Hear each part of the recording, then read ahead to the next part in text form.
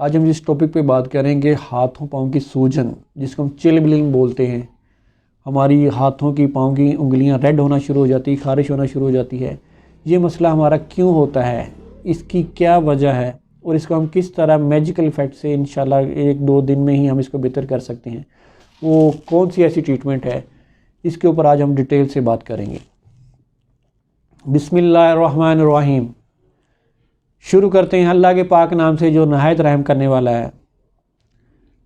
मेरे बहन भाइयों, उम्मीद करता हूँ आप जहाँ पे भी होंगे खैरियत से होंगे। मेरा नाम डॉक्टर उमैर है, मैं एक डॉक्टर फार्मासिस्ट हूँ। आज हम जिस टॉपिक पे बात करेंगे कि चिलबिलिन, जो हमारे हाथों पाँव की उंगलियों का रेड होना, मोस्ट इम्पोर्टेंट ये सर्दियों में हमारा ये 90% लोगों के साथ ये मसला बनता है, क्योंकि सर्दी में ये कॉम्प्लिकेशन बहुत ज़्यादा होती है। और इस प्रॉब्लम को हम किस तरह बेहतर कर सकते हैं, ये किस वजह से होता है, आज हम स्टेप बाय स्टेप इसके ऊपर डिटेल से डिस्कस करेंगे। बेसिकली होता क्या है कि ये चिलबिलिन में हमारी जो दिल है वहाँ से पूरी बॉडी को सप्लाई हो रही है। जैसे जैसे दिल से हमारी जो वेन्स आगे जा रही हैं, टिल टो पेरिफेरल एरिया है, इस जितनी भी हमारी टोज़ होती हैं, जैसे ये हमारी हैंड की आखिरी ये टो है, यहाँ पे जाके आगे वेन्स बंद हो जाती हैं। जैसे पाँव की जो है वो वेन्स है वहाँ पे जाके बंद हो जाती हैं। इस हिस्से को हम पेरिफेरल एरिया बोलते हैं।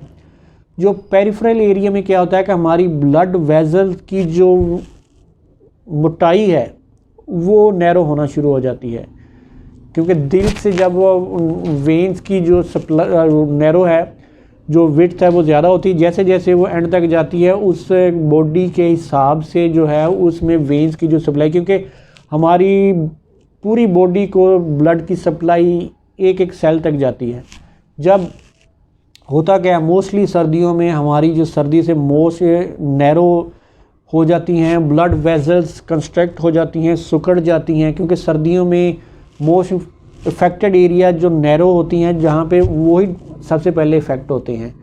और हम ठंडे पानी में काम कर रहे हैं, सर्दी में एक्सपोजर मोस्टली जब हमारा अगर पाँव पे हमने शूज़ बंद नहीं पहने हुए, बार बार गर्म सर्द हो रहे हैं, हम बाहर ठंडी हवा से आ रहे हैं, तो उससे हमारी जो नैरो, जितनी भी नैरो होने वाली जो पेरिफेरल एरियाज़ की इफ़ेक्टेड जो आपकी वेन्स हैं वो सिकुड़ जाती हैं। वो सिकुड़ने से आपकी जो ब्लड की सर्कुलेशन है वो डाउन हो जाती है, जिससे हमारा वहाँ पे खून जो है वहाँ पे इकट्ठा हो जाता है और उससे इन्फ्लेमेशन पैदा होती है। इन्फ्लेमेशन पैदा होने से हमारी जलन, खारिश और इरिटेशन, ये सारी चीज़ें होती हैं।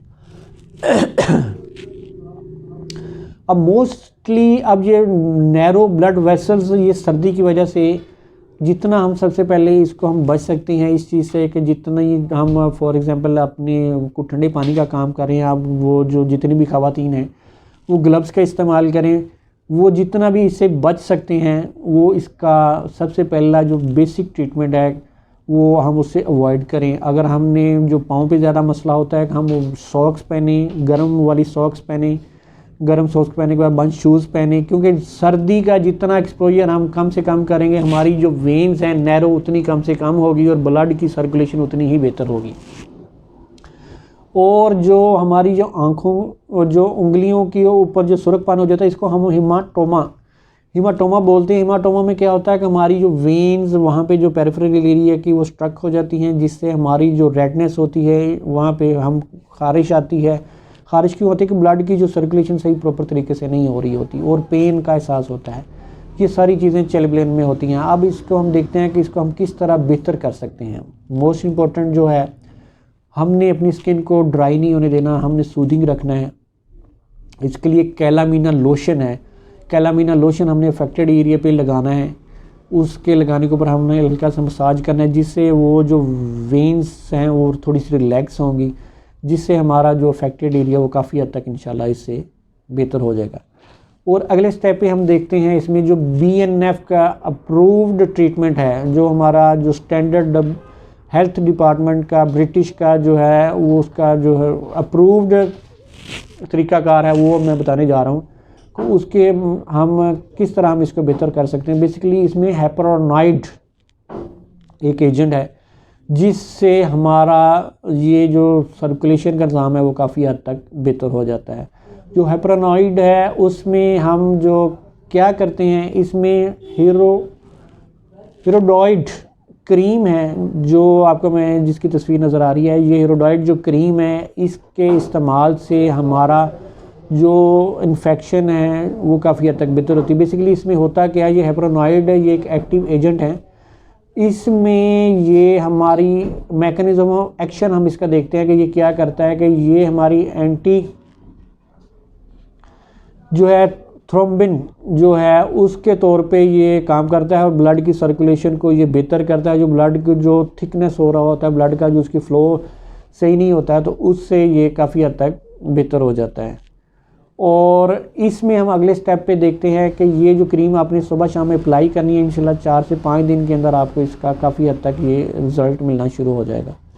और अगले स्टेप पे हम देखते हैं कि इसको हम किस तरह बेहतर कर सकते हैं। अगर खुदा न खास्ता ऐसा कोई मसला हुआ है तो हमने नीम गर्म पानी में इसको 5 मिनट डिप रखना है, उसमें थोड़ा सा लेमन ऐड कर लेना है कि उसके ऊपर हमारी जो विटामिन सी की जो एडिशन हो जाए, जिससे हमारी जो रिलैक्स वेन्स हैं वो जल्दी रिलैक्स हो जाएं। 5 मिनट आपने नीम गर्म पानी में डिप रखने के बाद आपने इसको निकाल के नॉर्मल कपड़ा जो मलमल टाइप का होता है आपने उससे साफ़ करके, आपने अगर तो शूज़ का पाँव का इशू है तो आपने सॉक्स पहन लेनी है ये क्रीम लगा के। और अगर कोई हाथों का मसला है तो उसके ऊपर भी आपने ये क्रीम लगा के ग्लव्स पहन लेने हैं। इंशाल्लाह आपको इससे काफ़ी हद तक फ़ायदा होगा।